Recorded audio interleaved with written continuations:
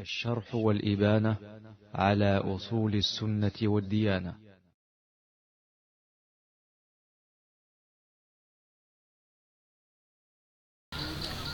الحمد لله رب العالمين والصلاة والسلام على رسول الله وعلى آله وصحبه أجمعين، أما بعد.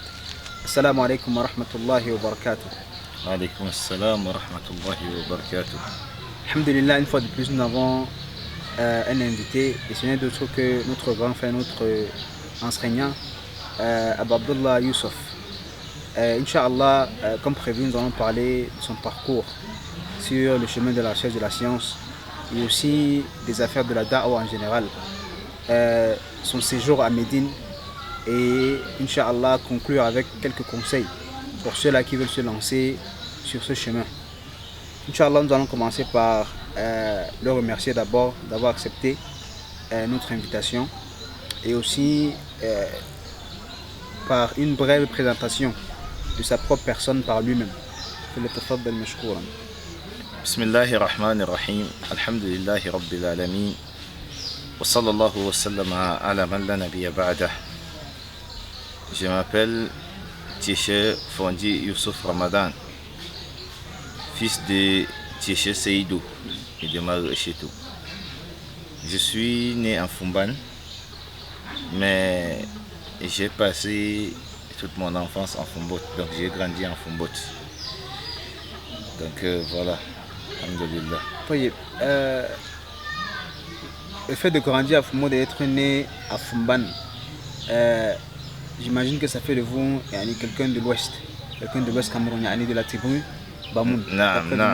Non, je suis quelqu'un de l'Ouest, je suis issu de la tribu Bamoun, comme tu l'as précisé.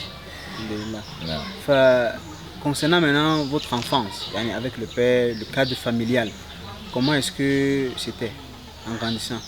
Alhamdulillah, j'ai connu une enfance comme tous les autres enfants. J'ai grandi dans une famille modeste. Mon père était un agronome et il travaillait à l'Institut de recherche agronome et de développement, l'IRAD de Fumbot. Et donc, comme tous les enfants, de temps en temps, on accompagnait papa au champ. Et à la maison, on s'occupait des tâches ménagères, on donnait des coups de main à la main. Et voilà quoi. Alhamdulillah. C'est vrai que on était dans une famille modeste, mais alhamdulillah, on n'a pas connu une enfance aussi difficile que ça, parce que alhamdulillah, papa arrivait à nous accorder le minimum vital.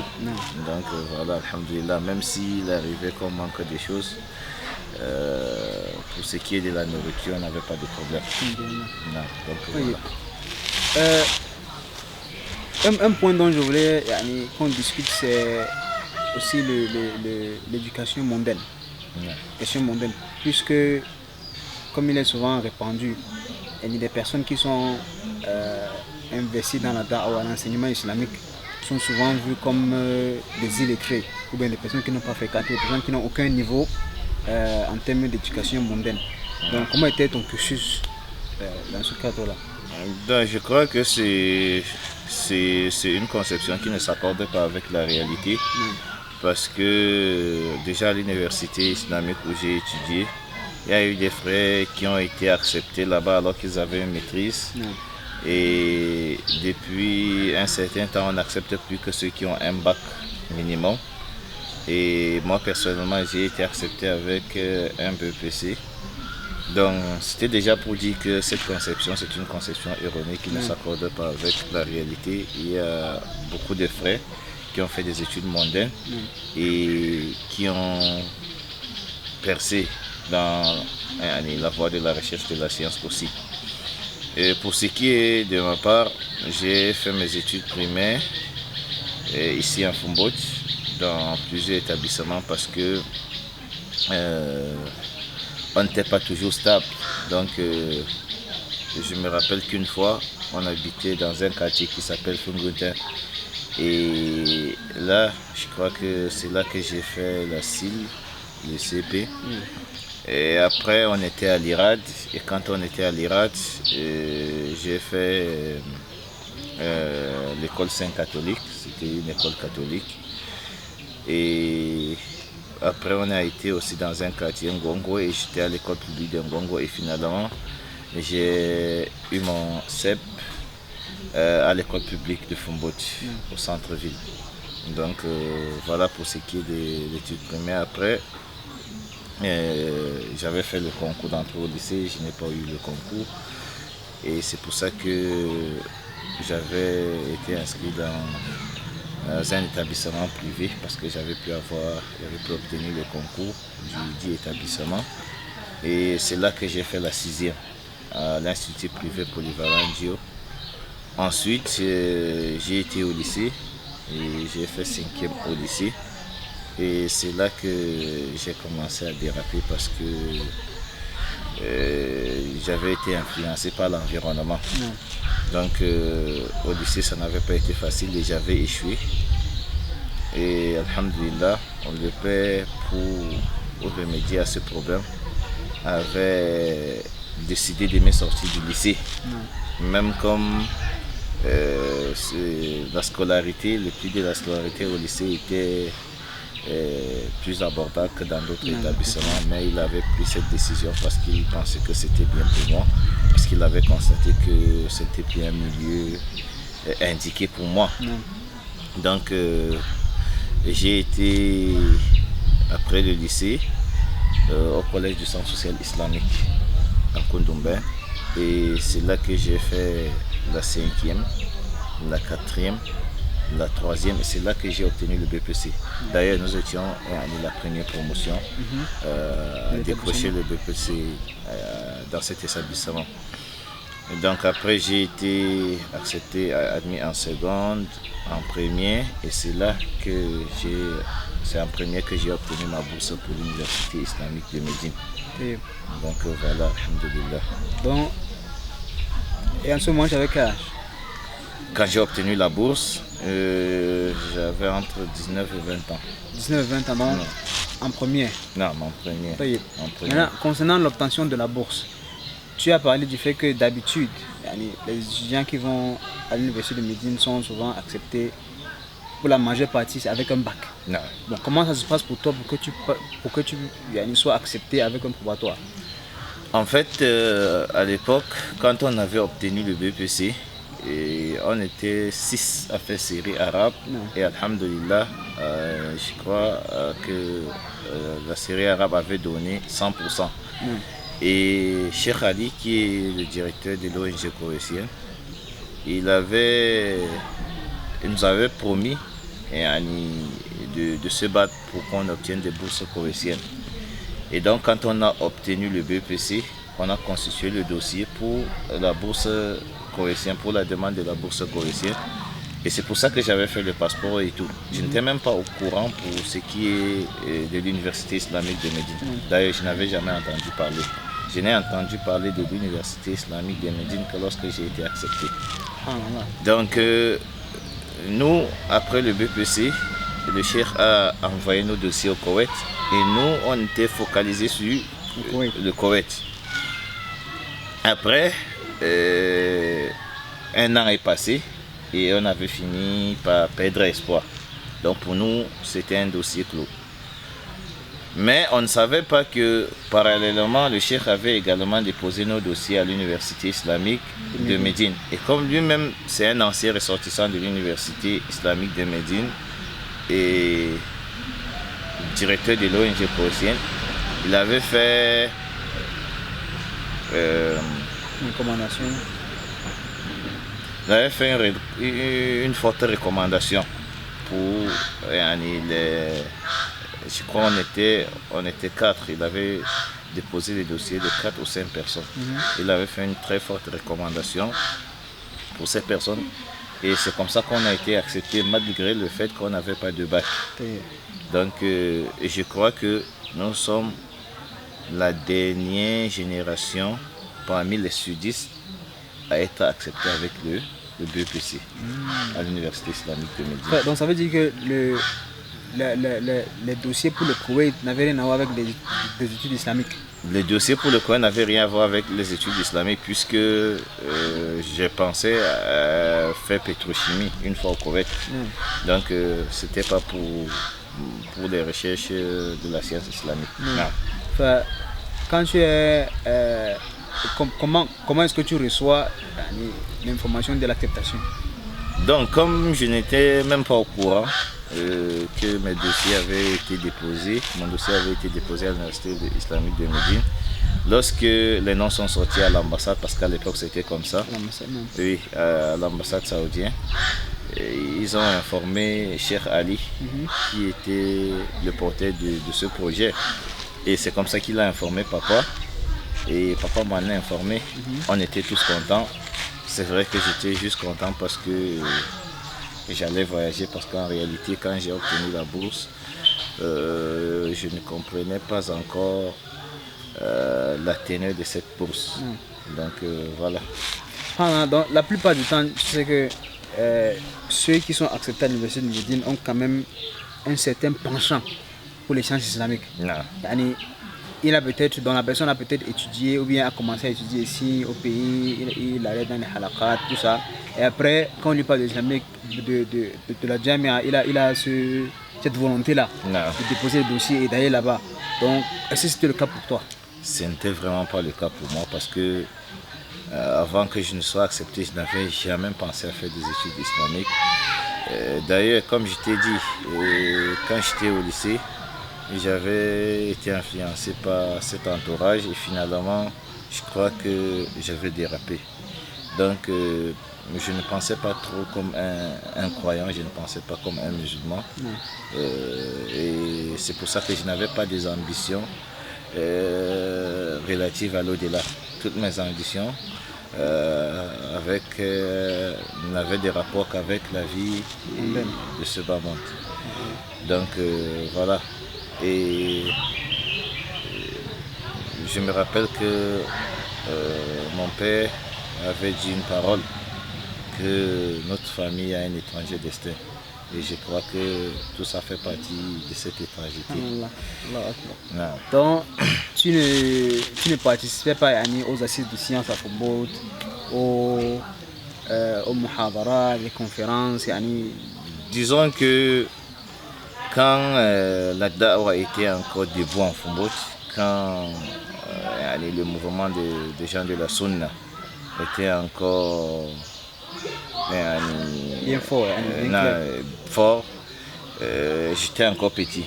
Donc je n'ai pas subi l'influence de ce mouvement. Parce que ceux qui avaient déjà atteint l'âge de la puberté, qui étaient déjà grands, qui avaient subi l'influence de ce mouvement et avaient beaucoup profité. Mais nous, on était encore petits quand le mouvement était encore en cours et fort. Et donc, quand moi, je commence à devenir un homme, le mouvement avait pris un coup et je crois que tout s'était presque arrêté pour ce qui est de la da'wa et tout, même les colonies, vacances et tout. Ce qui fait que je fais partie de la génération de jeunes qui n'ont pas profité du grand mouvement de la da'wa que Foubout a connu, ou alors que le Noun a connu. Wallahu musta'an. Donc c'est pour ça que quand je pars d'ici, je pars vraiment avec un niveau zéro. Je n'avais aucun niveau. Wallahu musta'an. Donc tu pars avec un niveau qui est vraiment zéro. Vraiment, comme je l'ai dit là. Aucun passé avec la science, avec les études, rien. Maintenant, comment est-ce que tu anticipes le voyage alors? Parce que si on te dit que l'université islamique de Médine, là-bas tu vas aller apprendre la science islamique et que ton but n'est pas d'aller, donc ton but principal n'est pas la science islamique, comment est-ce que tu... Non, disons que quand j'ai obtenu la bourse, déjà parmi les choses qui m'ont aidé, c'est la réaction de mes parents. je me suis rendu compte que le fait que j'avais obtenu cette bourse les avait rendus heureux et qu'ils étaient tellement contents que j'aille à l'université islamique de Médine apprendre les sciences religieuses. Et comme mon père avait connu un passé difficile, il avait subi beaucoup de coups, j'étais prêt à tout pour le rendre heureux. Ça déjà, ça fait partie des choses qui m'ont motivé. C'est que quand j'ai vu qu'il était content, qu'il était heureux et que ça lui ferait du bien si j'apprenne la religion, ça m'a motivé déjà dès le début. Même comme je ne mesurais pas encore l'importance de cette bourse. Donc c'est pour ça que en les voyant heureux, moi aussi j'étais content et je m'étais dit, il faut quand même essayer, je dois partir, même comme c'est pour les études islamiques. Donc du coup, je me suis senti intéressé, mais je n'étais pas encore motivé comme il se doit. Donc voilà. Donc maintenant, quand tu arrives à Médine, comment se passe l'arrivée? Quelle est ta première impression à ton arrivée? Honnêtement, quand je suis arrivé à Médine, dès les premiers jours, j'avais cru que je n'allais pas tenir et qu'il était impossible pour un homme de vivre dans de telles conditions et dans un tel environnement.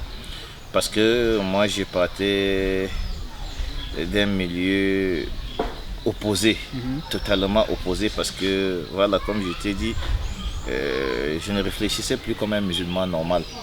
Donc,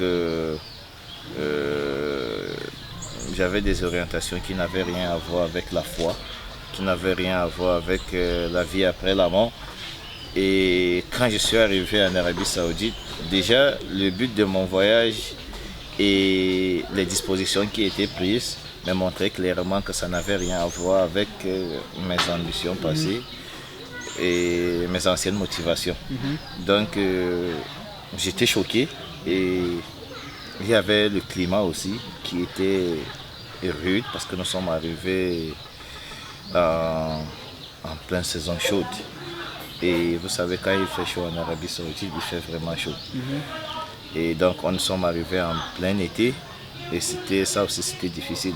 Donc, lors des premiers jours, j'avais vraiment cru que je n'allais pas tenir. Mais alhamdoulilah, par la suite, j'ai pu tenir. Et comment est-ce que tu as changé de mindset, de mental? Qu'est-ce qui t'a aidé à t'accommoder Non. Parmi les choses qui m'ont aidé, c'est déjà mes parents. Parce que ils n'arrêtaient pas de m'encourager, de me motiver. Et comme je l'ai dit, je voyais que si j'ai réussi à réaliser ce qu'ils voulaient, ça allait les rendre heureux. Donc ça m'a aussi aidé, comme je l'ai rappelé. Après, il y a aussi ceux que j'ai trouvés sur place.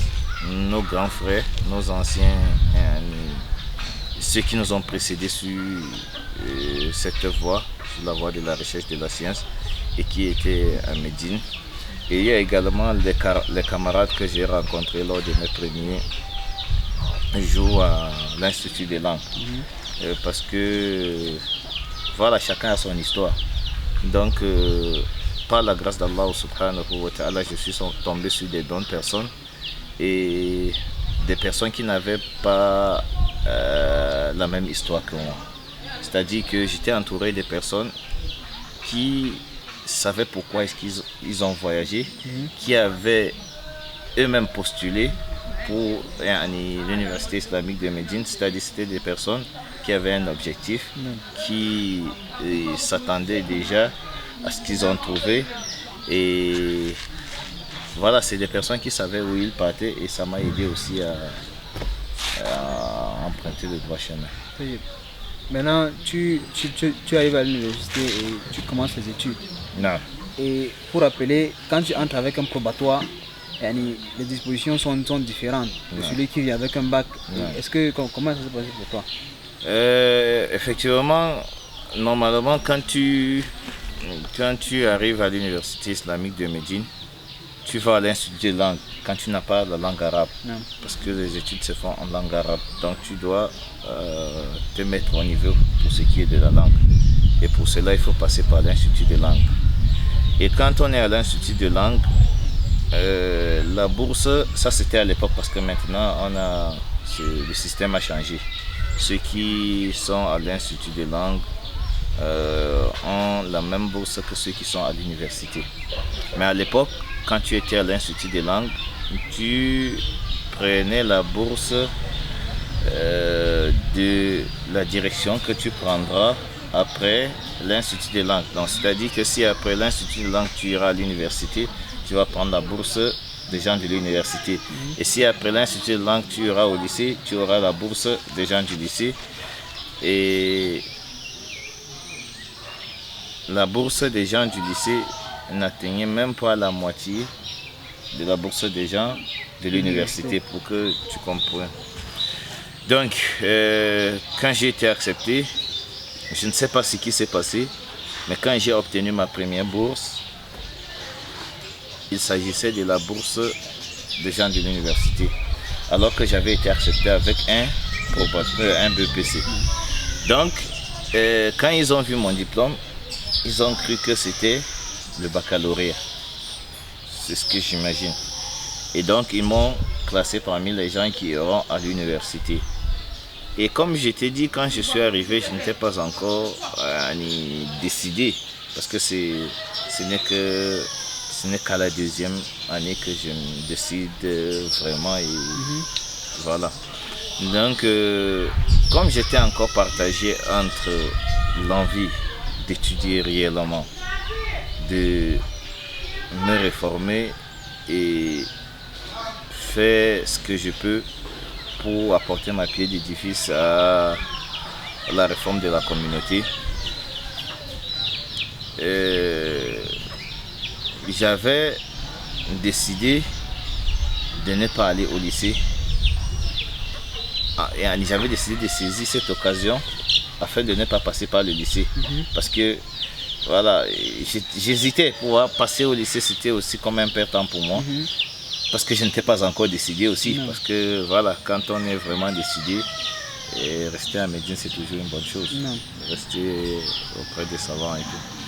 Donc, alors je décide de ne pas signaler cette erreur et de poursuivre mes études à l'université après l'Institut des langues. Donc voilà, c'est comme ça que j'ai été à l'Institut des langues. J'ai fait de belles rencontres et dès les premiers jours, je suis tombé sur un ami, un frère avec qui je garde des bons souvenirs et nous sommes toujours en contact jusqu'à nos jours. C'est le frère Abou Ismail Al-Andalou, c'est un frère français. Donc lui, il fait partie de ces personnes qui ont eu une très grande influence sur moi, qui m'ont beaucoup aidé. Parce qu'avant de venir, il avait un niveau un peu plus élevé que le mien. Parce qu'il avait déjà commencé à apprendre l'arabe et il avait déjà de grandes ambitions dans des études et il était déterminé. Donc il savait où il allait. Et ça m'a aidé parce que c'est quelqu'un avec qui j'étais tout le temps et tout. Et donc j'ai été influencé par lui. Et c'est comme ça que après ma première vacance, quand je suis venu au Cameroun, j'étais encore instable. Parce que d'un côté j'avais des anciens amis. Quand je suis revenu, j'ai rencontré ces anciens amis qui continuaient dans la même voie, qui avaient les anciens, qui avaient gardé les ambitions, les anciennes ambitions. Voilà, les anciennes ambitions. Et c'est comme ça que cette rencontre a voulu réveiller ces choses en moi. Mais alhamdulillah, les vacances, on dirait que 2 mois et quelques semaines. Après, je suis retourné. Et quand je suis retourné, j'ai décidé d'étudier. Et c'est comme ça que je me suis lancé à fond. C'est vrai que même avant de prendre cette décision, pour ce qui est des études, j'étais quand même très très concentré dans mes études. Mais seulement, je n'étais pas encore motivé par la foi. Non. Tu vois. Donc, parce que j'avais été accepté avec un frère qui était un camarade de classe aussi. Donc, je disais que j'avais été accepté avec un frère qui s'appelle Ibrahim Khalil Ngamli. Et c'était un camarade de classe au centre social islamique. Lui aussi, c'était un ressortissant du collège du centre social islamique. C'était mon camarade de classe depuis la 5e, la 4e, la 3e, la seconde, jusqu'en première. Et même ici, il y avait déjà une certaine rivalité entre nous, parce que lui, il était trop fort en mathématiques, très fort en mathématiques, et il faisait toujours partie des 5 premiers. Et moi aussi, j'étais toujours dans les 5 premiers. Et il y avait cette rivalité entre nous. Donc quand on a été acceptés ensemble, même n'étant pas encore décidé, il fallait garder cette rivalité et je ne voulais pas avoir une mauvaise note quand lui il a une très bonne note ou alors quand lui il a une mention. Non, lui aussi pas avec le préparatoire, avec le BPC. Le BPC. Non, sauf que lui, il n'y a pas eu d'erreur dans le traitement de ces dossiers. Donc quand on va à l'Institut de langue, il obtient la bourse des gens qui vont aller au lycée. Donc, alhamdulillah, j'ai gardé le cap. On avait tous à chaque fois mention excellente lors de nos examens. Et voilà quoi. Donc, la deuxième année, revenons à la deuxième année, je me décide de faire les études. Et je voulais même aller jusqu'au doctorat. Et c'est là que j'ai commencé à nourrir ces rêves. Je me suis dit qu'il était important que je passe sur des bases solides pouvant me permettre de réaliser ces rêves. Et c'est donc comme ça que je me lance à fond. Mais comme c'était déjà la deuxième année, je me suis dit que ça ne servait plus à rien de corriger le problème. C'est-à-dire par rapport à la destination à prendre après l'Institut des langues. Donc je me suis dit qu'après l'Institut des langues, j'irai en faculté et Inch'Allah après je vais me battre pour aller en magistère, pourquoi pas en doctorat. Donc c'est comme ça que j'ai fini l'Institut des langues avec mention excellente, alhamdulillah. Et je vais en faculté de hadith. Donc, quand on a commencé les cours, je comprenais, mais je me suis rendu compte que si j'étais passé par le lycée, ça allait m'aider et ça allait me permettre de renforcer les bases, surtout en matière de langue. Non. Et c'est là que j'ai décidé donc de retourner à la direction. Je dis que mais en réalité il y a eu problème et tout, alhamdulillah. À l'époque j'avais peur d'avoir des problèmes parce que c'est quelque chose que je devrais signaler plus tôt. Mais ça s'est passé comme je vous ai expliqué. Mais alhamdulillah, j'ai pris cette bonne décision parce que ce n'était pas une décision facile. Imaginez-vous quelqu'un qui pendant 2 ans percevait la bourse des gens de l'université et après 2 ans décidait de retourner au lycée. Je ne devais plus avoir la même bourse et la bourse que j'allais obtenir n'atteignait même pas la moitié. Mais j'avais quand même pris cette décision parce que j'avais compris que pour aller loin, il le fallait. Comme ma mère avait l'habitude de me dire, elle me disait toujours qu'on n'arrive jamais à un succès sans peine ni sacrifice. Donc j'ai fait ce sacrifice et alhamdulillah, je crois que ça a payé. Non, et les années de lycée, alors comment se passent les années de lycée? Bon. Parce que plusieurs personnes, ils n'ont même pas, plusieurs personnes ne savent même pas qu'il y a un lycée à Médine. Pour ceux-là qui n'ont pas le bac. Et donc, comment était ton expérience au lycée? Donc, au lycée, j'ai eu quelques difficultés et pas avec le programme, parce que le programme du lycée c'était un bon programme et c'était un programme qui forme et qui renforce le niveau pour quelqu'un qui vient de l'Institut des langues. Mais le problème que j'ai rencontré au lycée, c'était le problème de l'environnement. Parce qu'au lycée, on avait des jeunes Saoudiens qui étaient en train de devenir des hommes. Et vous savez tous ce que c'est que cette étape de la vie. Et quand les jeunes ne sont pas encadrés comme il se doit, ils peuvent facilement devenir des personnes nuisibles. Donc on avait des camarades comme ça qui étaient en train de mûrir, de traverser l'âge de la puberté. Donc ils étaient un peu agités, il y en avait qui étaient inconscients et tout. Et pour quelqu'un qui sont des milieux similaires, comme le mien, ce n'était pas quelque chose de bien, surtout que en ce moment j'avais déjà pris la décision d'étudier, j'étais déjà investi, j'étais déjà très engagé, et donc tout ça, ça m'a un peu dérangé. Mais alhamdoulilah, j'ai pu me contenir par la grâce d'Allah subhanahu wa ta'ala, et j'ai pu regarder dans la direction qui était la mienne. Et alhamdoulilah, c'est comme ça que j'ai pu obtenir mon bac saoudien avec mention excellente aussi. Brièvement, qu'est-ce qui est étudié? Comment est le programme du lycée? Bon, au lycée, on étudie presque tous les programmes qu'on étudie dans tous les autres lycées, sauf qu'on a des matières religieuses en plus, comme Al-Tawhid, qui est une matière, Al-Fiqh, qui est une matière, Al-Balagha, qui est une matière importante, Al-Nahu, Al-Sarf. Donc on a toutes les matières qu'on a, parce que c'était un peu comme la terminale A ici chez nous.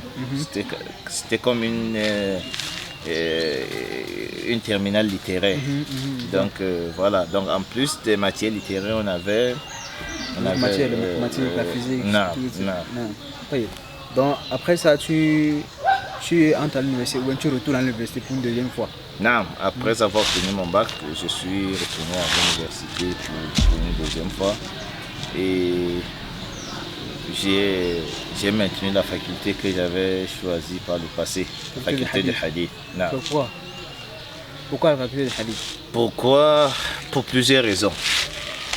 La première raison, c'est que j'avais remarqué que tous les frères que j'avais trouvés à l'université de Médine et ceux que j'avais connus pendant mes vacances au Cameroun, parce que comme je t'ai dit, je n'avais jamais entendu parler de l'université islamique de Médine avant d'être accepté à l'université.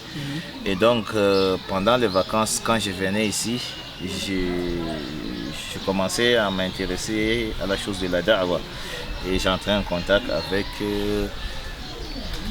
les prédicateurs sur le terrain. Donc je me suis rendu compte qu'il y avait une différence apparente entre les prédicateurs et même les étudiants qui étaient encore en Médine, qui étudiaient à la faculté de hadith, de même que les prédicateurs sur le terrain qui étaient des ressortissants de la faculté de hadith. Parce qu'ils se démarquaient par leur attachement à la sunna du prophète Muhammad sallallahu alayhi wa sallam. Et ça, c'était quelque chose d'intéressant pour moi, surtout que j'ai un père qui a toujours eu un attachement particulier à la sunna du prophète Muhammad sallallahu alayhi wa sallam.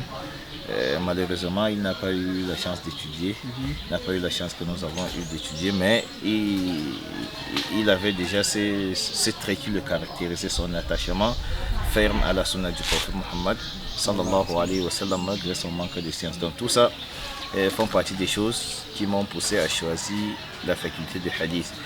Et ce que je viens de dire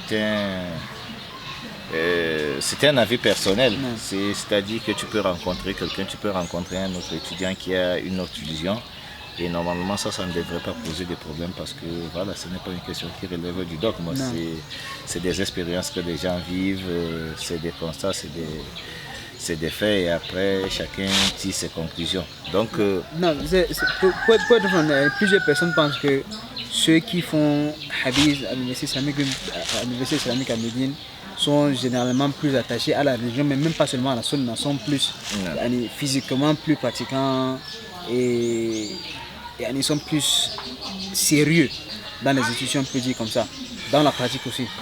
bon, c'est difficile de dire ça comme ça parce qu'en réalité, je connais beaucoup de frères sérieux et très très engagés et qui ont étudié dans d'autres facultés, qui ont étudié Kulliyat al-Qur'an, la faculté du Coran, Kulliyat al-Da'wa, Kulliyat al-Sharia et même Kulliyat al-Lugha. Je connais des frères bien qui sont sortis de ces Kulliyat, mais de manière générale, on va dire que les gens de hadith se démarquent le plus souvent. Ils se démarquent toujours des autres. Mais ça, je crois que ça n'a pas de rapport avec la faculté à la base. Non. Pourquoi est-ce que j'ai dit ça? Parce que à la base, toutes les facultés de l'université islamique de Médine ont été mises sur pied pour le même but. Pour le même but, former des étudiants capables de propager le message de l'islam, capables d'établir la religion d'Allah subhanahu wa ta'ala sur terre, capables de passer le message de l'islam, l'islam authentique. Mais il se trouve que l'environnement a une influence dans tout ça. Pourquoi est-ce que j'ai dit ça? Par exemple, à la faculté de langue arabe, beaucoup de ceux qui n'ont pas l'ambition de faire la da'wah, ils vont souvent. Ça, c'est un autre aspect. C'est-à-dire que, vous le savez, ce n'est un secret pour personne. Ce n'est pas tous ceux qui sont acceptés à l'université islamique ou dans n'importe quelle université. Ce n'est pas tous ceux qui vont étudier qui y vont pour faire la da'wah. Chacun a son objectif. Même si la base, c'est ça, la base c'est que quand on se lance dans la recherche de la science, c'est pour faire la da'wah, c'est pour enseigner, c'est pour propager le message de l'islam. Mais on sait également que ce n'est pas toujours ça pour tout le monde. Donc, beaucoup de ceux qui n'ont pas les ambitions de la da'wah vont à la faculté de l'Aura. Pourquoi? Parce que voilà, ça donne des ouvertures que les autres facultés ne donnent pas. Par exemple, être traducteur, ainsi de suite. Donc, ça c'est un autre point. Le deuxième point, c'est que beaucoup de Saoudiens également qui n'aspirent pas à la da'wah, qui ont besoin de diplômes pour travailler en Arabie Saoudite et tout, vont à la faculté de langue arabe. Et quand tu as toutes ces personnes qui n'ont pas la da'wah, c'est-à-dire qui n'ont même pas pris la recherche de la science comme un acte d'adoration et qui ne visent pas le même objectif qu'a fixé l'université islamique à travers leurs études, ça a nécessairement ou alors automatiquement un impact dans l'environnement. Ça veut dire que même des étudiants sérieux qui sont engagés mais qui veulent étudier la langue arabe pour défendre l'islam, quand ils se retrouvent dans un tel milieu, ils finissent toujours par être influencés par leurs camarades. Tu vois? Mais quand on est déterminé, on peut ne pas être... on peut ne pas subir cette influence, ou alors on peut ne pas se laisser influencer par tout cela, mais il y a déjà ça. Donc, ce qui fait que à la fin, on a un grand nombre de personnes à l'Institut de langue arabe, par exemple, mais très peu de personnes motivées dans la da'wah. Donc, on a un grand groupe de personnes à l'Institut de langue, mais très peu de personnes qui ont étudié pour la da'wah. Parmi les controverses qu'il y a à l'Université islamique de Médine est que la plupart des gens disent que les gens qui sont en faculté de hadith sont généralement plus attachés à la religion, même physiquement, et sont plus souvent sérieux dans les études. Mais quelle est ton opinion par rapport à ça? Bon, comme je l'ai dit, c'est un avis, c'est l'avis de ceux qui le disent et c'est leur constat. Mais moi, ce que je peux dire, c'est que il faut savoir qu'à la base, toutes les facultés à l'Université islamique de Médine ont été bâties sur les mêmes bases et pour les mêmes buts. Le but, c'est de sortir des étudiants capables de porter le message de l'islam, d'établir la religion d'Allah subhanahu wa ta'ala sur terre, de propager le message de l'islam authentique. Et toutes les dispositions sont prises pour cela. Le problème maintenant, c'est que parfois l'environnement influence sur tout ça. Par exemple, en faculté de langue arabe, on a beaucoup de Saoudiens parce que à l'université islamique de Médine, beaucoup de Saoudiens étudient à l'université islamique de Médine. Et ce n'est pas tous ces Saoudiens qui étudient pour faire la da'wah. C'est-à-dire, ce n'est pas tous ceux qui étudient qui considèrent ces études comme un acte d'adoration. Beaucoup étudient pour avoir une issue dans la vie. Beaucoup étudient pour un métier. Ce qui fait que, comme la faculté de langue arabe par exemple, ouvre des portes que d'autres facultés n'ouvrent pas, non, on a beaucoup de Saoudiens qui s'inscrivent dans cette faculté. Ajoute à cela le fait que tous ceux qui sont recrutés, acceptés à l'Université islamique de Médine, n'ont pas toujours cette envie de faire la da'wah. Même si on sait que la base, c'est que celui qui postule, qui va étudier même en dehors de l'Université islamique, tous ceux qui vont faire les sciences islamiques, la base, c'est qu'ils le font pour enseigner, pour propager le message de l'islam. Mais l'autre réalité qu'on ne peut nier aussi, c'est que ce n'est pas tous ceux qui vont avec cette intention. Donc il y a des gens qui vont pour avoir des débouchés et tout. Donc, quand des personnes comme ça se retrouvent à l'Université islamique de Médine, il serait difficile de voir quelqu'un comme ça, de retrouver des gens comme ça là à la faculté de hadith, parce que la faculté de hadith ne lui donne pas toutes ces ouvertures qu'il peut avoir s'il fait par exemple l'institut des langues.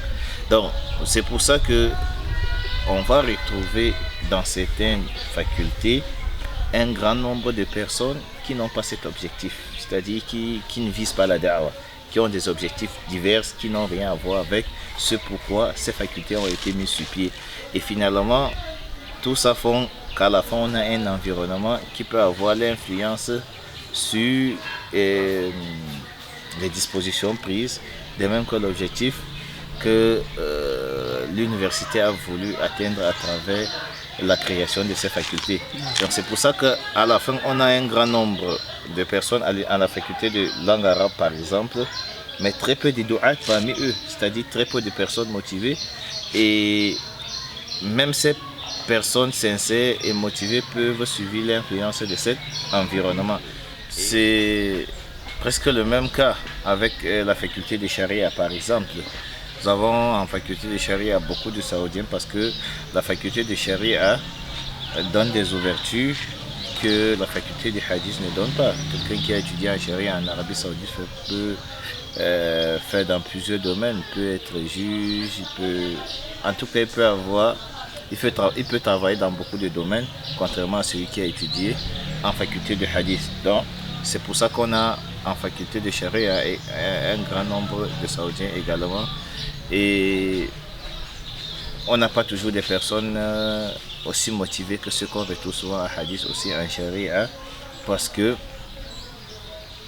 en faculté de hadith il y a beaucoup de mémorisation et il y a un livre qu'on doit mémoriser tout au long du parcours en faculté de hadith qui s'appelle Al-Muharrar. Je crois près de 1000 hadiths ou 1000 et un peu plus de hadiths. Ce qui fait que généralement, quand on n'est pas très motivé, non, on n'a pas le courage de choisir la faculté de hadith. Ça fait que finalement, ce sont des personnes motivées qui se retrouvent en faculté de hadith. Donc ça veut dire que ce n'est pas la faculté qui a forcément influencé sur ces personnes, mais c'est que même déjà au départ, les gens qui vont en faculté de hadith sont déjà motivés, prédisposés à se cramponner à la sunna du prophète Muhammad sallallahu alayhi wa sallam. Après maintenant, on ne peut pas nier que quelqu'un qui vit avec la parole du prophète Muhammad sallallahu alayhi wa sallam, qui vit avec les compagnons du prophète Muhammad sallallahu alayhi wa sallam, cela aura forcément Un effet positif sur lui. non, mais un effet positif sur lui. Et ça aussi, on ne va pas le nier. Sinon, il y a ce que j'ai cité précédemment qui est quelque chose à ne pas négliger. Nous avons la faculté du Coran aussi, qui est une très bonne faculté. Seulement, les gens ne connaissent pas beaucoup de personnes qui sont sorties de la faculté du Coran, mais c'est une faculté très proche de la faculté de hadith aussi. Et les gens qui sont des personnes motivées, des personnes engagées aussi. Tout comme les autres facultés. Mais il y a ce phénomène qui est en réalité ce que j'étais en train d'expliquer. Oui. Donc voilà. Maintenant, concernant ton parcours à la faculté de hadith, comment ça s'est passé? Donc j'ai eu un parcours normal, comme tous ceux comme tous mes camarades de ma génération. Normalement en faculté, on fait 8 niveaux en 4 ans. Et c'est ce que j'ai fait, alhamdoulilah. C'est vrai que j'avais eu quelques difficultés parce que la première année, en fac, quand je suis venu pendant les vacances, j'ai eu un problème. C'est que je ne savais pas que quand ton passeport a moins de 6 mois de validité, si tu te retrouves dans ton pays, et tu n'as pas le droit de voyager avec le même passeport sans avoir un nouveau passeport. Donc quand j'étais venu pour les vacances, mon passeport avait moins de 6 mois. Même quand je devais retourner en Arabie Saoudite, il ne restait même plus que quelques jours. Je me suis dit qu'il était plus facile pour moi de refaire mon passeport en Arabie Saoudite qu'au Cameroun. Parce que on ne va pas se mentir, vous savez comment ça se passe au Cameroun et tout. Donc j'avais préféré refaire mon passeport, voyager avant de refaire mon passeport au niveau du consulat. Mais seulement quand je suis arrivé à l'aéroport, on m'a fait comprendre que je ne pouvais pas voyager. Et je suis resté presque 2 mois à Yaoundé, parce que après avoir refait le passeport, le visa est arrivé à expiration et il me fallait refaire demander un autre visa. Ça n'a vraiment pas été facile. À l'époque, c'était très compliqué quand il arrivait que le visa expire quand on est en dehors du pays. Donc ça c'était très difficile, et je le rappelle parce que ça avait eu une influence négative sur mes études, parce que j'avais perdu plus de 2 mois de cours, et quand je suis retourné, je n'ai pas pu avoir ce qu'on appelle la tajil. Je n'ai pas pu reporter ce semestre, et j'étais obligé de composer dans ces conditions. Et avant cela, depuis que j'avais été accepté à l'université islamique de Médine, j'avais toujours une mention excellente. C'était la première fois que mes notes prenaient un coup sérieux. Donc après ça, j'ai essayé de remonter la pente. mais ça n'a vraiment pas été facile et c'est pour cette raison, parce qu'à chaque fois, après ça, à chaque fois, lors des évaluations trimestrielles, j'avais mention excellente, mais chaque fois qu'on faisait la somme des notes, Ça baissait. oui, ça baissait et je me retrouvais à mention très bien. Et c'est pour ça que j'ai fini avec mention très bien. Pas parce qu'à chaque fois, après ça, chaque fois, j'avais mention excellente pour les autres évaluations, mais comme la deuxième année, parce que c'était le début, le premier semestre de la deuxième année, je l'avais très mal commencé parce que j'avais vraiment composé dans des conditions extrêmement difficiles. Vous voyez, vous imaginez quelqu'un qui a perdu les cours 2 mois. pendant 2 mois en faculté de hadith et qui doit composer. Donc, j'avais juste voulu sauver parce que j'avais des ambitions aussi. Je ne voulais pas échouer. Ça, je m'étais interdit d'échouer. Si j'avais eu la possibilité de faire un tas, je l'aurais fait, mais échouer, je m'étais interdit d'échouer. Même comme j'avais cette excuse-là, j'avais décidé de forcer. Et donc, j'avais juste eu la note me permettant d'avancer. Et voilà, alhamdoulilah. Donc, j'ai fini les 8 niveaux, normalement. Maintenant, je voulais parler de tes enseignants. Non. Tes enseignants en faculté de hadith. Non. Tu as mentionné le fait que les étudiants de la faculté de hadith sont généralement plus investis, plus sérieux. Ça veut dire que si je comprends bien, les enseignants là-bas doivent aussi être un peu plus sérieux que dans les facultés, généralement parlant. Bon, ça c'est aussi une impression que les gens ont souvent, mais déjà nous avons beaucoup d'enseignants qui enseignent en faculté de hadith, qui enseignent dans d'autres facultés aussi. Et c'est pour ça que j'avais dit qu'à la base, l'université a pris toutes les dispositions pour que chaque faculté puisse sortir des étudiants capables de propager le message de l'islam authentique. Mais le problème c'est au niveau de l'environnement. Par exemple,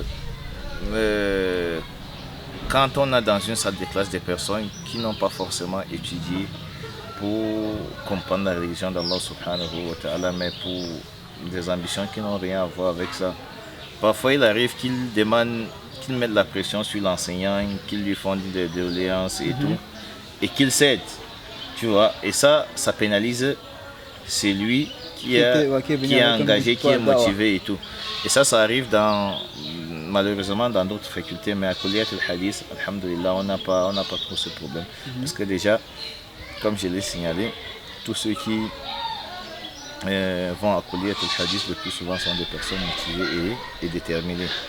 Ce qui fait que les enseignants, même n'étant pas aussi dévoués, lorsqu'ils enseignent dans d'autres facultés, en faculté de hadith, ils sont toujours dévoués et engagés parce que même quand tu n'es pas dévoué, les étudiants vont t'embêter, ils vont te mettre la pression. Et ça c'est une réalité. Je me rappelle qu'il y a un enseignant qui me disait qu'il aime enseigner à Kulliyat al-Hadith parce qu'à Kulliyat al-Hadith, il y a beaucoup d'étudiants forts, motivés et qui ne laissent vraiment rien passer. Donc, à Kulliyat al-Hadith, pour pouvoir faire le cours normalement, il faut absolument préparer son cours et maîtriser le thème qu'on traite, le thème qu'on aborde. Donc, voilà. Donc, qui étaient tes enseignants à faculté de hadith?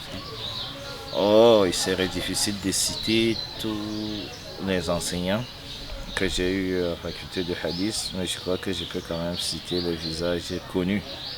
Donc parmi ceux qui m'ont enseigné à la faculté de hadith, on a Cheikh Mohamed Ben Hadi al-Madkhali qui m'a enseigné Sunan Abi Daoud. On a Cheikh Mohamed Bakhit al-Hujayli qui m'a enseigné al-Muharrar. On a Cheikh Saleh Sindi qui m'a enseigné l'Aqida, c'était Kitab al-Tawhid.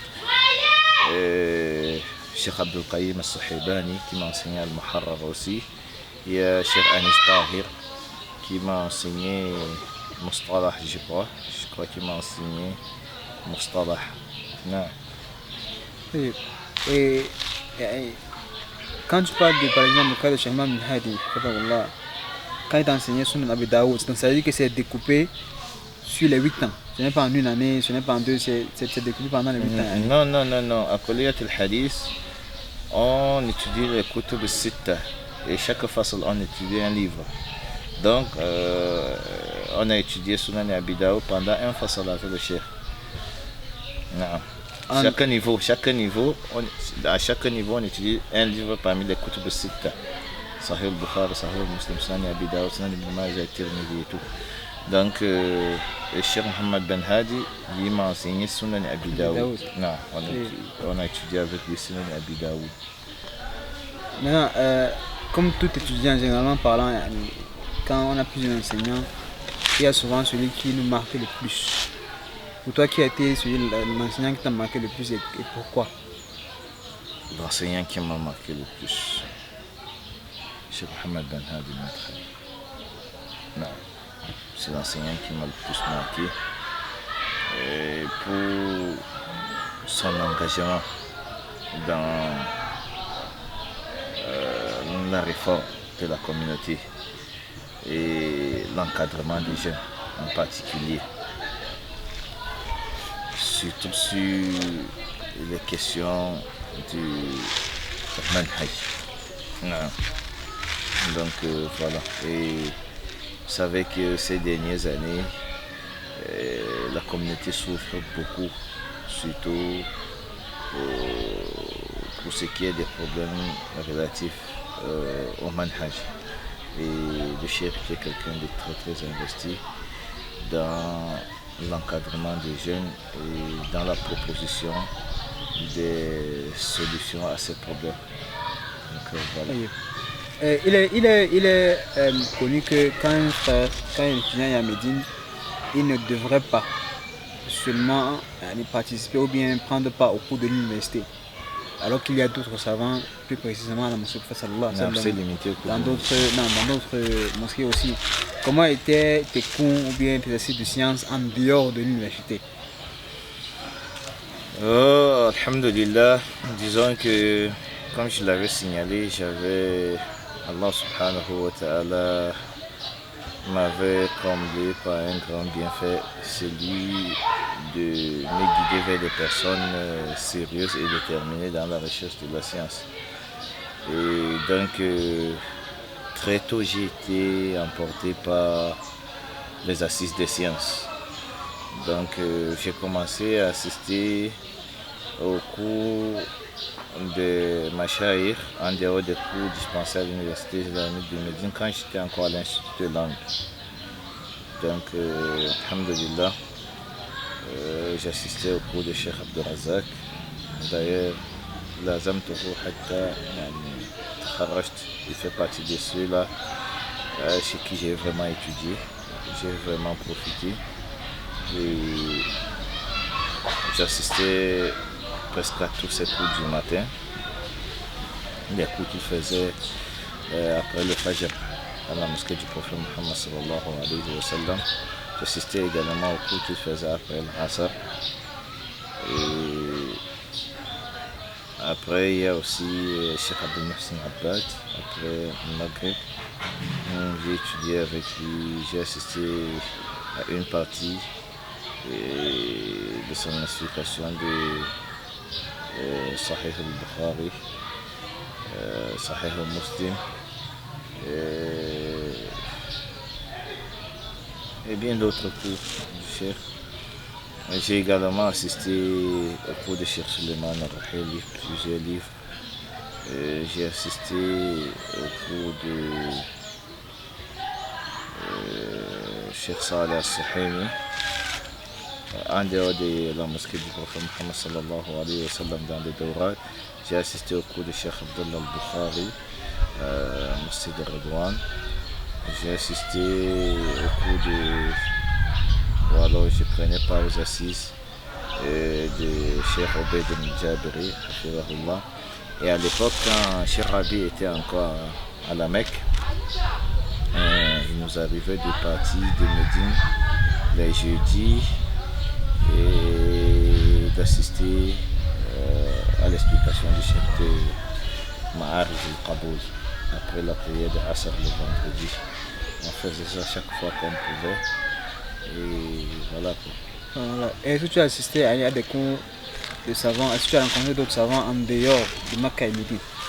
Non, j'ai rencontré certains mashayikh de Jazan. J'ai rencontré Cheikh Zayd Ben Hadi al-Madkhali, rahimahullah. Et subhanallah, pendant une vacance, j'étais là-bas. Et nous avions étudié avec le Cheikh le livre Dawabit al-Takfir, Cheikh Abdul Latif. Ali Cheikh. Et juste après ça, le Cheikh est mort quelques mois après. Et Allah musta'an, rahimahullah wa rahmatan wasi'a. Donc j'ai rencontré Cheikh Zayd Ben Hadi al-Madkhali à Jazan. On a assisté à une dora qui avait été organisée là-bas. Et il nous dispensait également ce cours sur les Dawabit al-Takfir. J'ai rencontré Cheikh, c'était ma chère de Jazan. Et à Riyad, j'ai rencontré Cheikh Saleh al-Fawzan. On a rencontré Cheikh Saleh al-Fawzan, j'ai rencontré le Mufti. On a essayé de rencontrer Cheikh Saleh Ali Cheikh, mais on n'a pas réussi, on était même à son bureau et tout, quand il était encore ministre et tout. Mais on n'a pas pu le rencontrer. On a essayé de rencontrer Cheikh Saleh al-Luhaïda. On a passé quelques jours dans sa mosquée à Riyad. Malheureusement, il était en déplacement et on ne pouvait pas attendre. Donc finalement, quand nous sommes partis, on n'a pas vu le Cheikh. Non. Voilà. Et un étudiant qui mixe ou bien qui est avec les savants comme ça, d'habitude développe un certain lien avec eux. Donc, quel était dans ton lien, s'il y a eu un lien entre toi et ces savants-là? Ah, alhamdulillah, je crois que j'ai toujours eu des bons liens avec mes enseignants, que ce soit mes enseignants à l'Université islamique de Médine ou alors les enseignants en dehors de l'Université islamique de Médine. Et parmi ceux avec qui j'ai eu de très bons liens, surtout dès mes débuts, il y a Cheikh Mohamed Bakhit al-Hujayli. Ensuite, il y a eu Cheikh Saleh Sindi. D'ailleurs, à l'époque, on avait organisé un séminaire et j'avais invité Cheikh Saleh Sindi, bien que Cheikh Mohamed Bakhit al-Hujayli, mais à la fin, c'est Cheikh Hujayli qui avait, c'est Cheikh Saleh Sindi qui s'était déplacé parce que Cheikh Mohamed Bakhit al-Hujayli s'était excusé. Après, il y a Cheikh Mohamed Ben Hadi, avec qui j'ai de très bons liens, qui est un parent et qui m'appelle son fils comme il appelle tous ses élèves, parce qu'il ne faudrait pas qu'on pense que c'est quelque chose de particulier, c'est comme ça que le cheikh il appelle tous ses élèves, mais le cheikh il me connaît, il connaît mon nom et tout. Et il m'arrive souvent d'échanger avec lui par écrit. Et alhamdulillah, par le passé on avait organisé une conférence téléphonique et après le cheikh était malade, il s'est excusé et après il y a eu la pandémie du corona et après entre temps je suis rentré.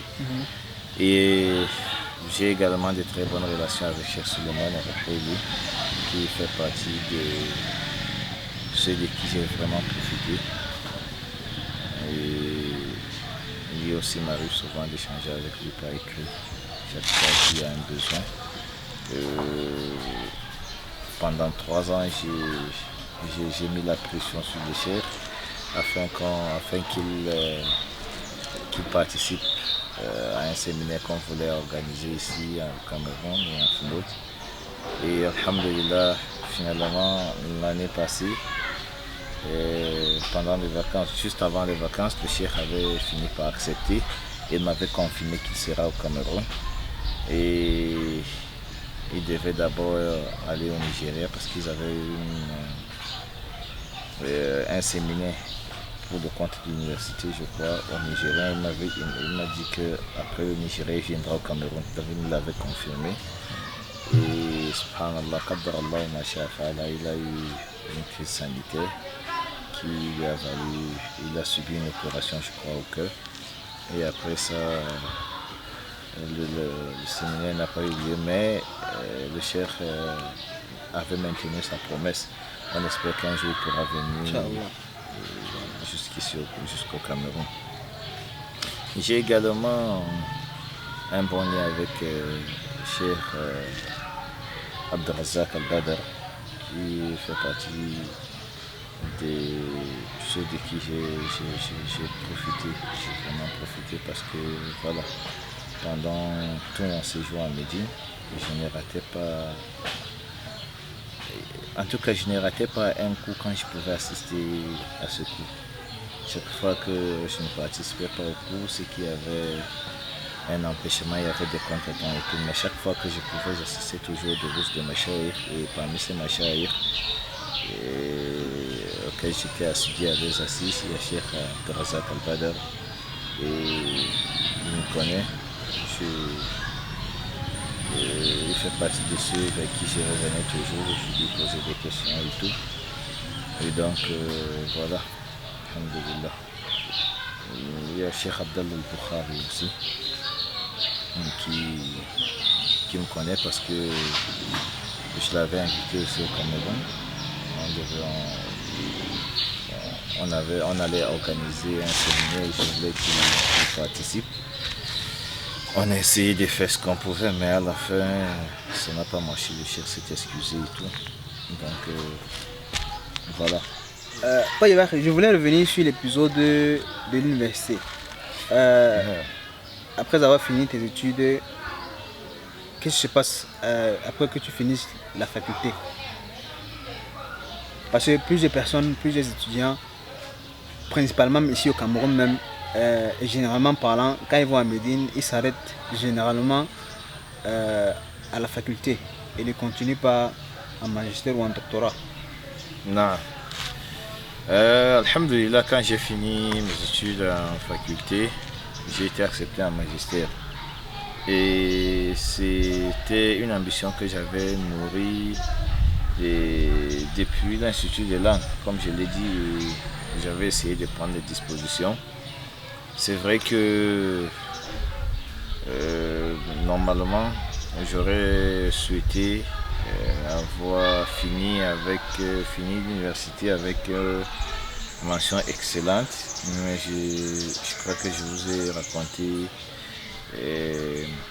l'épisode du problème avec le visa et tout qui avait rendu les choses difficiles, mais alhamdulillah, j'avais fini avec Jiddan et donc j'ai remplissais les conditions pour postuler, donc pour concourir au magistère. Et alhamdulillah, j'avais également réussi à faire un tajil la dernière année, ce qui n'est pas facile.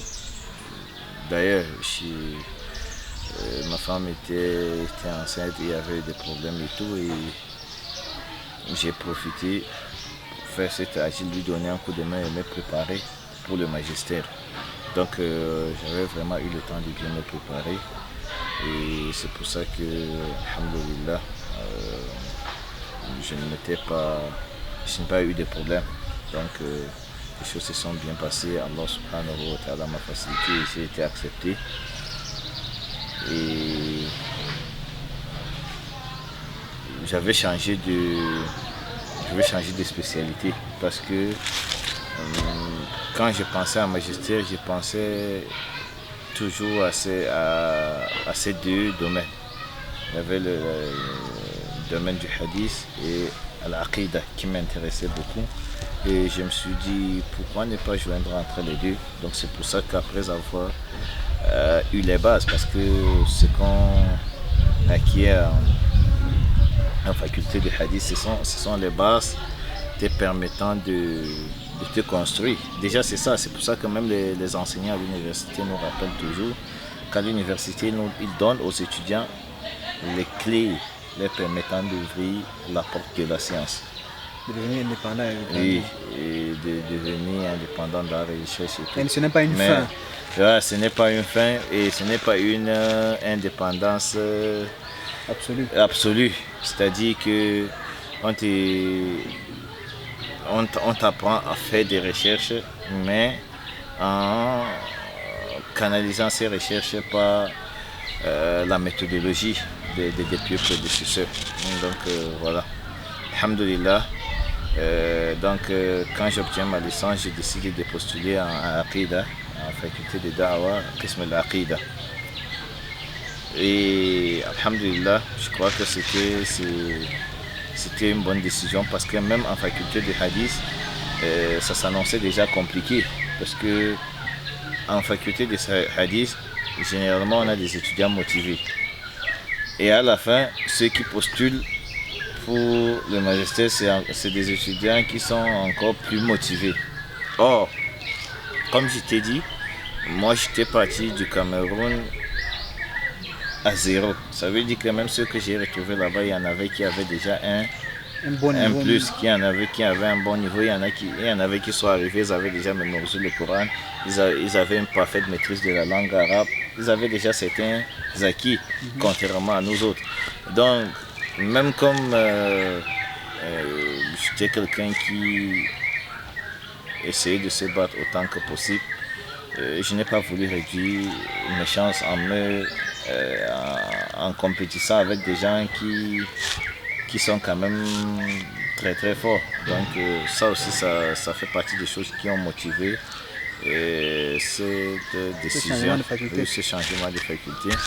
Et donc j'ai postulé à la faculté de Da'wa, Qism al-Aqida.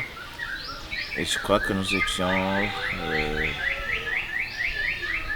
49 ou 59 postulants. 49 ou 59, j'oublie maintenant avec le temps, j'ai oublié 49, 59 ou 99, Allahu A'lam. Alhamdulillah, il y avait 49 admis et parmi les 49, j'étais 13e. Donc, alhamdulillah. J'ai profité de cette occasion pour faire cette précision parce que, voilà, comme le prophète Muhammad sallallahu alayhi wa sallam a dit, chaque fois qu'une personne est gratifiée par un bienfait d'Allah subhanahu wa ta'ala, il y a toujours des jaloux, il y a toujours des paroles qui sortent à tort et à travers. Parce qu'une fois j'avais entendu une parole selon laquelle j'avais été favorisé. Mais je dis que quand on favorise quelqu'un, on ne le laisse pas 13e. On ne le laisse pas 13e. Tu vois, il suffit juste qu'on le fasse traverser. Mais, alhamdulillah, j'étais 13e. En plus, c'est quelque chose qu'on peut vérifier parce que cette parole ne peut passer qu'au Cameroun. Mais quand on sait comment est construit le système à l'université islamique de Médine, quand on sait que tout est vérifiable, on sait bien que c'est déjà des paroles qui ne peuvent être motivées que par la jalousie et la maladie du cœur. Donc, alhamdulillah, j'avais été accepté en magistère. Après, on a fait le test oral et j'avais été définitivement admis. Donc, après, on a fait ce qu'on appelle le manhajiyya pendant 2 ans. Donc, on nous apprend à faire les recherches, on est formé et tout. Et après les 2 ans, on doit trouver un thème. Et c'est aussi une autre étape difficile, trouver un thème. Et ça m'a pris 1 an. J'ai proposé une vingtaine de thèmes qui étaient à chaque fois rejetés parce que le domaine de l'Aqida est un peu compliqué. Trouver un thème, c'est pas quelque chose de... C'est pas aussi facile que... Déjà que c'est compliqué dans tous les domaines, mais en Aqida c'est encore plus compliqué parce que qu'est-ce que tu vas dire de nouveau? Donc c'est pas facile. Il faut trouver un thème dans lequel tu n'as pas été précédé. Mais alhamdulillah, au final, j'avais réussi à trouver un thème par la grâce d'Allah subhanahu wa ta'ala. Et c'était Istinbatat ulama as-sunnah min al-ayat al-Qur'aniyya fi في تقرير العقيدة والرد على المخالفين. Mais comme tu peux le constater, c'est un thème large et très très vaste, très très long.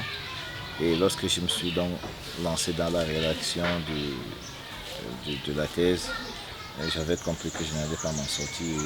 J'ai fait une demande de réduction. Alhamdulillah, j'ai pu enlever la partie Arad al-Mukhalifin. Donc mon thème est devenu Istinbatat ulama ahl sunnah min al-ayat al-Qur'aniyya fi taqrir al-aqida.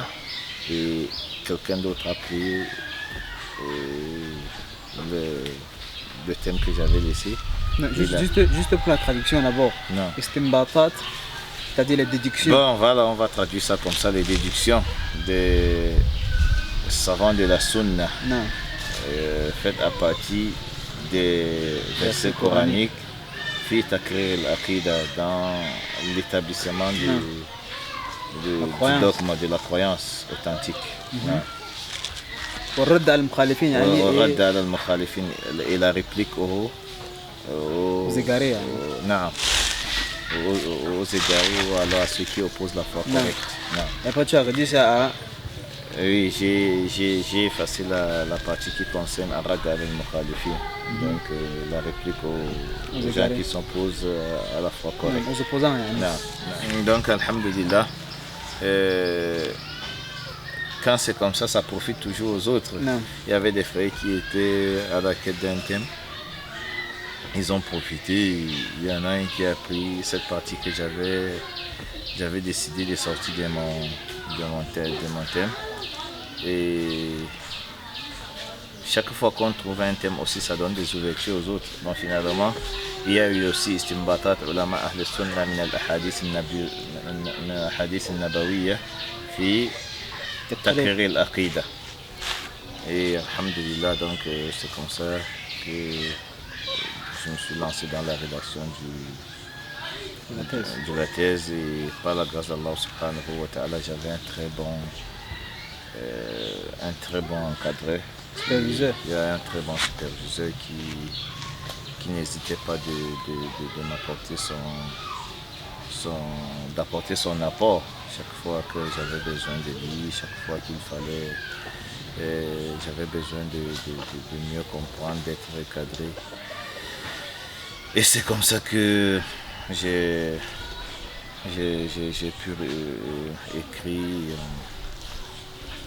pu écrire mon mémoire. Et tu passes combien de temps en master? Finalement, j'ai fait 4 ans et demi en master. Parce que quand mon thème a été validé,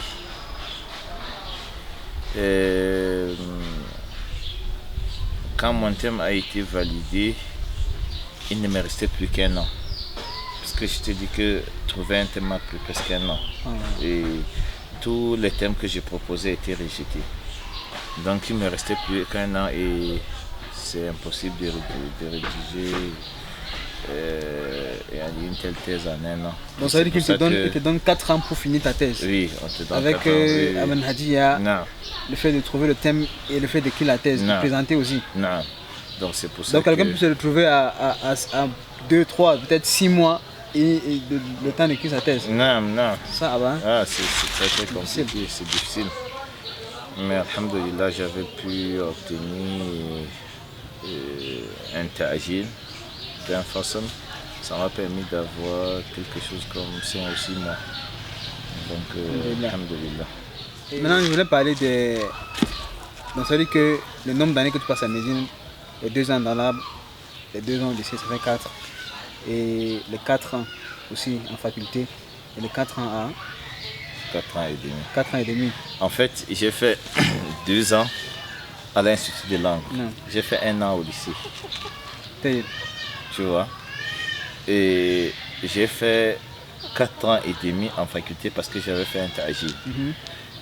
Et j'ai fini en plein milieu d'année. Et comme j'avais été accepté en magistère et les cours allaient reprendre l'année prochaine parce qu'on ne pouvait pas, tu vois. Tu vois, comme ça. Donc, je suis resté 6 mois. Je profitais de ça. Après, je suis venu au Cameroun. Et ça fait que ça faisait 5 ans. Donc, j'ai fait 3 ans plus 5 ans. Et après, j'ai fait. Il s'est passé la même chose en magistère. J'ai 4 ans et demi. Et voilà quoi. Non, parce que j'avais fait un ta'jil. J'avais fait un ta'jil aussi. Quand tu fais un ta'jil, ça t'arrête au milieu. Et finalement, ça a donné 13 ans. Le nombre d'années passées à Médine. Et puisque tu viens de revenir, et le fait que tu revenais constamment pendant les vacances au Cameroun, j'estime qu'en tant qu'étudiant, tu reviens, tu dois essayer de transmettre ce que tu as appris, en tenant compte bien sûr du niveau. Donc, quelle a été ton expérience par rapport, bien dans le domaine de la da'wah, pendant tes retours et pendant les conférences que tu as données ou bien les enseignements que tu as pu propager?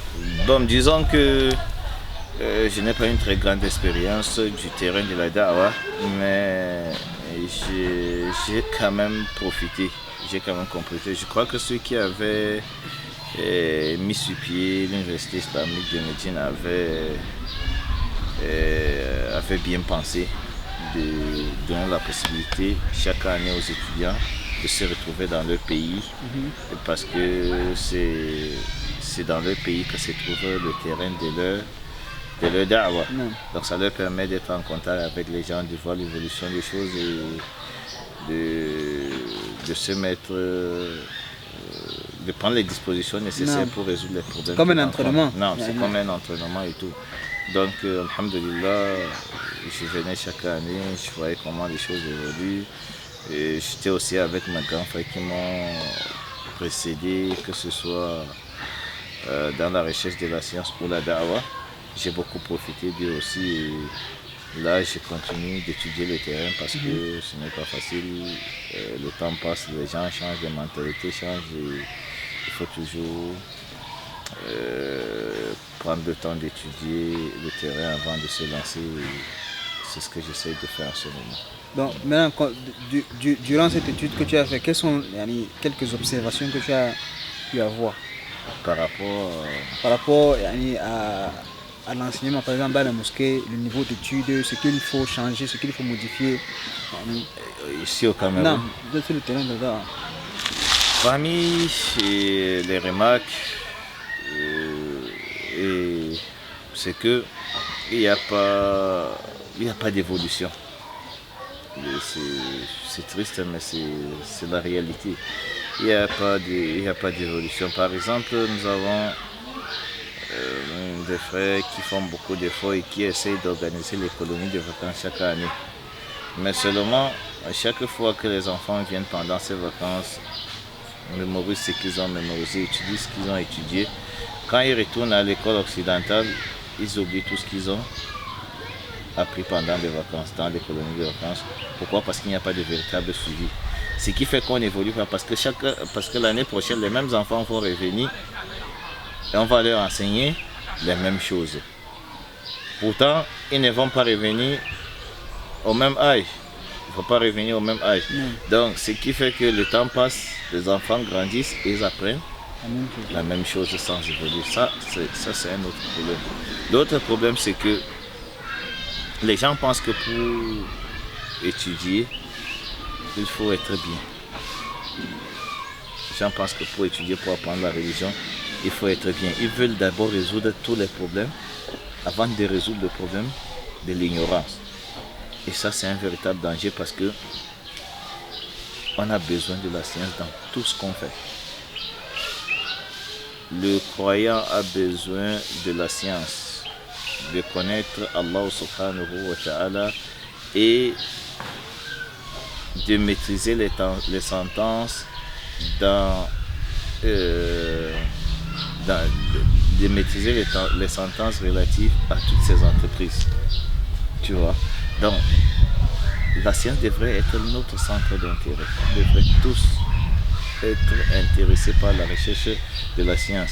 Mais ce que nous voyons sur le terrain, c'est l'opposé. Les gens veulent tout faire avant d'étudier. Quand on organise des cours, les gens sont pris. En réalité, c'est parce que les gens n'ont pas encore pris conscience. Les gens n'ont pas encore compris le danger de l'ignorance et l'importance de la science.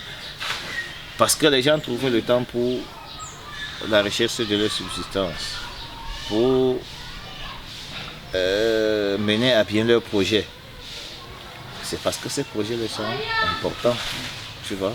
Pourtant, je peux prouver à tout le monde que la science est plus importante que tous ces projets-là. Donc c'est parce que les gens n'ont pas encore compris que la science est une chose importante qu'ils ont plus besoin de la science que quoi que ce soit.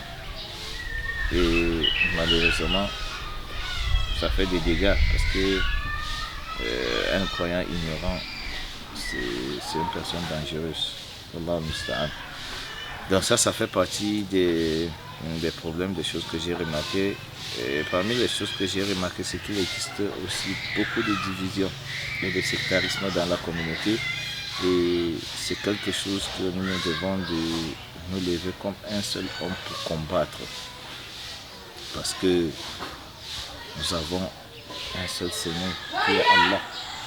Nous avons un seul prophète et un seul messager pour notre communauté qui est le prophète Muhammad sallallahu alayhi wa sallam.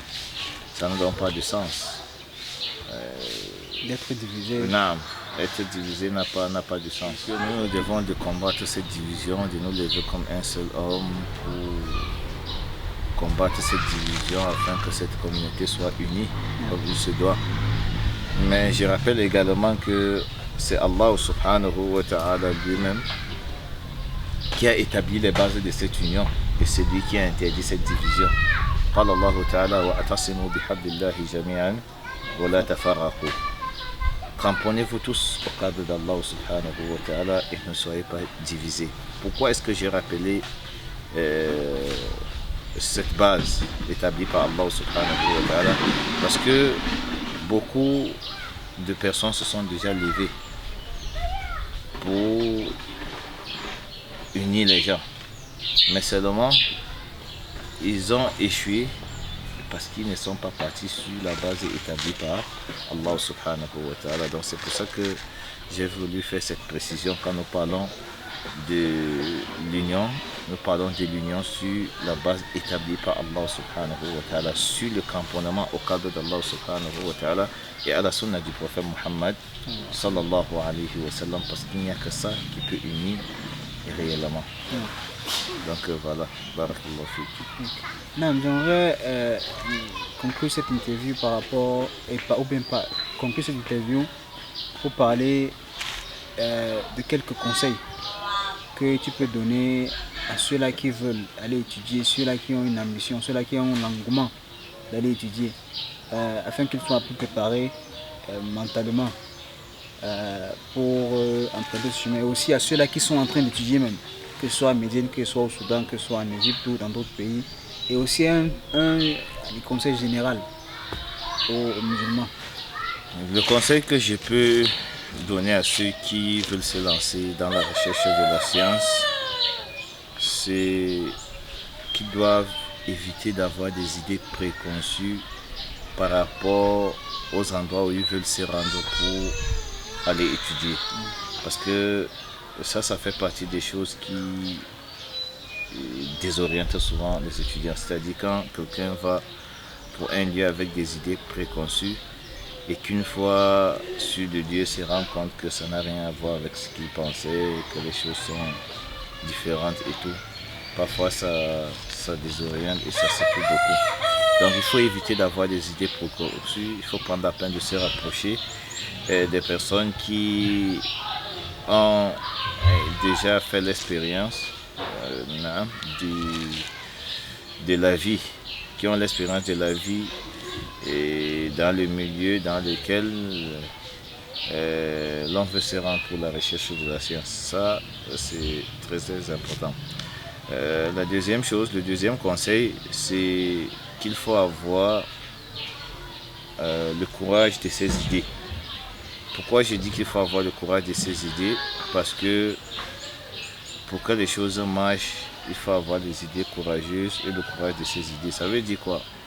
Avoir le courage d'aller étudier, c'est déjà avoir une idée courageuse. Quand on voit ce qui se passe, comment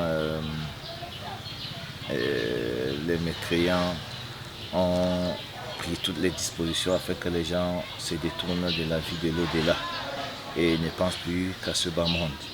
Donc quand une personne qui vit dans un tel environnement prend conscience et décide d'aller étudier, on va dire que cette personne a eu une idée courageuse. C'est là quelqu'un qui a une idée courageuse, mais seulement pour que ça marche, il doit avoir le courage de cette idée. C'est-à-dire que prendre conscience qu'on est ignorant, qu'il faut faire quelque chose pour sortir la communauté de cette situation dans laquelle nous vivons. C'est déjà une idée courageuse, mais il faut se donner les moyens permettant de réaliser cela. Donc il faut emprunter le chemin de la recherche de la science, prendre les dispositions nécessaires, s'il faut les moyens, réfléchir sur les voies et moyens permettant de regrouper ces moyens. Quand je parle des moyens, je parle des moyens financiers. Donc, il faut réfléchir sur les moyens permettant de regrouper ces moyens nécessaires et se lancer tout en sachant que Allah subhanahu wa ta'ala a promis de venir en aide à ceux qui se battent sur son sentier, de les secourir. قال الله تعالى والذين جاهدوا فينا لنهدينهم سبلنا. Ceux qui se battent sur nos sentiers, nous allons les guider. Donc c'est une promesse d'Allah subhanahu wa ta'ala à ces derniers. Allah leur promet de les assister, de leur venir en aide. Mais il faut se mettre dans la posture de ceux à qui Allah subhanahu wa ta'ala a fait cette promesse pour pouvoir bénéficier de cette promesse. Et vous savez tous le hadith où le prophète Muhammad sallallahu alayhi wa sallam dit Man kharaja li talabil ilmi kana fi sabilillahi hatta yarji'. Quiconque sort pour la recherche de la science, alors il est sur le sentier d'Allah subhanahu wa ta'ala jusqu'à ce qu'il revienne. Donc, c'est lui qui a emprunté la voie de la recherche de la science et sur le sentier d'Allah subhanahu wa ta'ala. Et s'il se bat pour cela, Allah subhanahu wa ta'ala lui viendra en aide. Troisième conseil que je peux donner à tous ceux qui veulent emprunter le chemin de la recherche de la science, c'est qu'ils ne doivent pas se soucier pour ce qui est de l'avenir. Parce que l'avenir, c'est entre les mains d'Allah subhanahu wa ta'ala. Et Allah subhanahu wa ta'ala est grand, miséricordieux. Et penser qu'on peut se sacrifier pour Allah subhanahu wa ta'ala sans qu'Allah subhanahu wa ta'ala ne nous vienne en aide, c'est avoir une mauvaise opinion d'Allah subhanahu wa ta'ala. Wa hada la yajuz.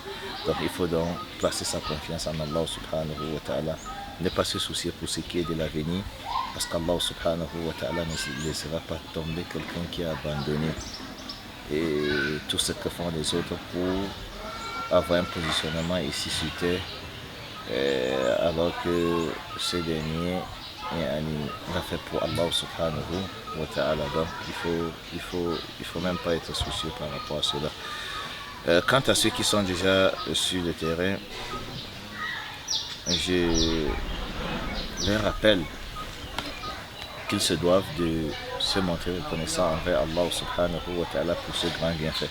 Parce qu'en réalité,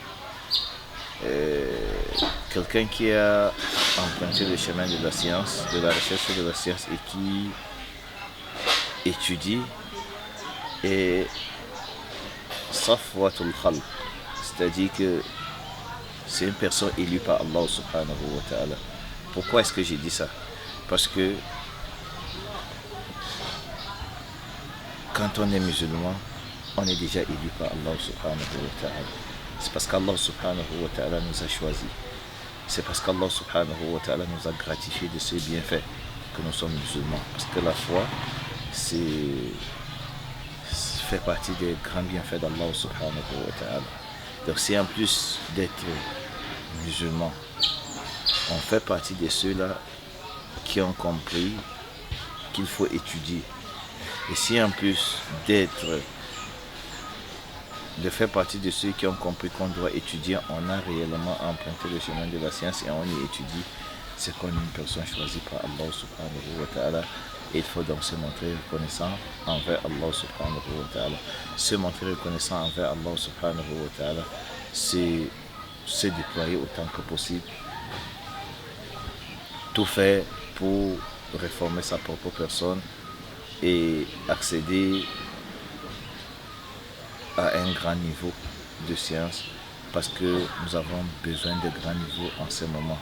Les défis sont énormes et pour ce genre de défis, on a besoin de grands niveaux.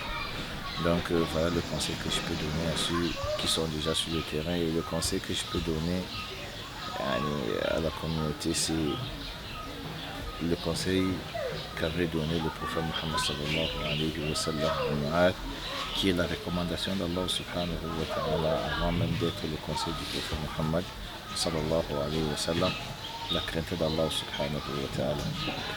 J'incite donc ma propre personne et j'exhorte la communauté musulmane à la crainte d'Allah subhanahu wa ta'ala, car la crainte d'Allah subhanahu wa ta'ala, c'est la clé du bonheur.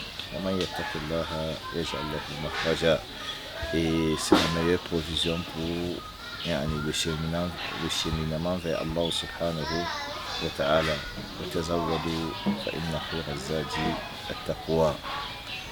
Approvisionnez-vous, car la meilleure provision est la crainte d'Allah subhanahu wa ta'ala. وقال النبي صلى الله عليه وسلم اتق الله حيثما كنت.